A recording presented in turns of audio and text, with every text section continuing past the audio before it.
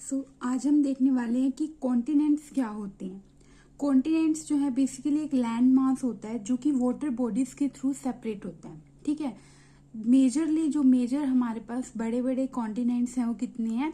7 continents हैं, जैसे कि मैंने यहाँ पे ड्रॉ कर रखे हैं।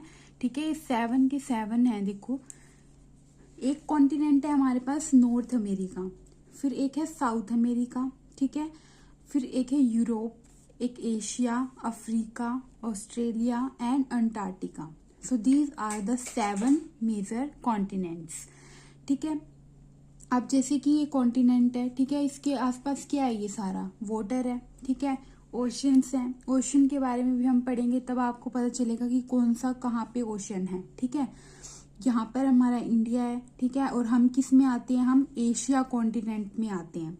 ठीक है, तो इसलिए यहाँ बोला है कि land mass separated by the water bodies.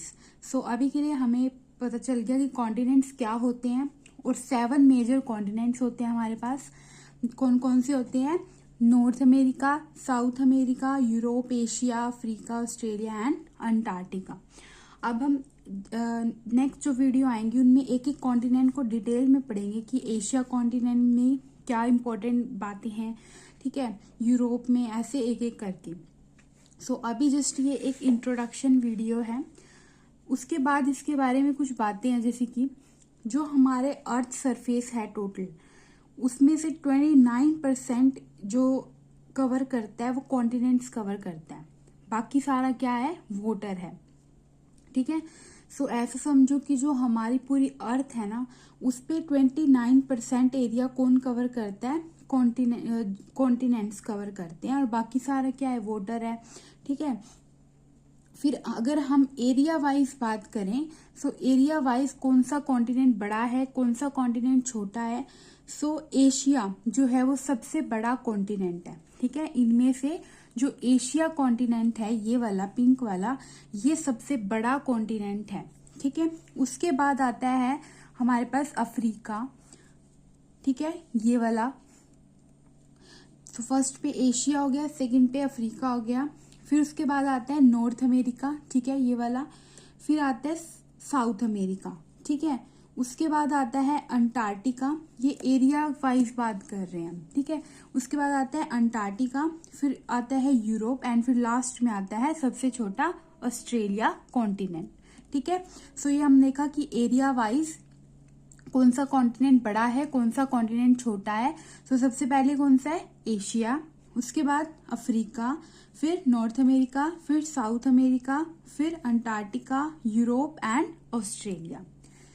फिर अगर हम बात करें कि पॉपुलेशन वाइज, यानी जहां पर कहाँ पर लोग सबसे ज्यादा पॉपुलेशन है या लोगों की कहाँ पर सबसे कम है, उसके बेस पे अगर हम देखें तब भी एशिया नंबर 1 पे है। ठीक है, फिर अफ्रीका ये नंबर 2 पे ही है, फिर आता है यूरोप। ठीक है, तो नॉर्थ अमेरिका और साउथ अमेरिका में कम पॉपुलेशन है, सो यूरोप में ज्यादा है, तो यूरोप पहले आ गया, फिर नॉर्थ अमेरिका, फिर साउथ अमेरिका। ठीक है, उसके बाद ऑस्ट्रेलिया। ठीक है, और फिर लास्ट में है अंटार्कटिका, क्योंकि यहाँ पर तो लोग रहते ही नहीं है, क्योंकि यहाँ पर क्या होता है? आइस है, मतलब पता है ना हमें किस आइस है यहाँ पे सिर्फ यहाँ पे कोई लोग रहते नहीं है, बट यहाँ पर मतलब परमानेंट सेटलमेंट नहीं है, बट टेम्परेरी रह सकते हैं। ठीक है, जैसे कि रिसर्च स्टेशन वगैरह यहाँ पर है, तो यहाँ पर तो बहुत सबसे लास्ट में इसलिए इसको रखा गया है। सो ये था basic introduction about the continents, जिसमें हमने देखा कि हमारे पास टोटल 7 कॉन्टिनेंट्स हैं, और इनकी लोकेशन देख ली कि कौन सा कहाँ पे है। ठीक है, कौन सा कहाँ पे है।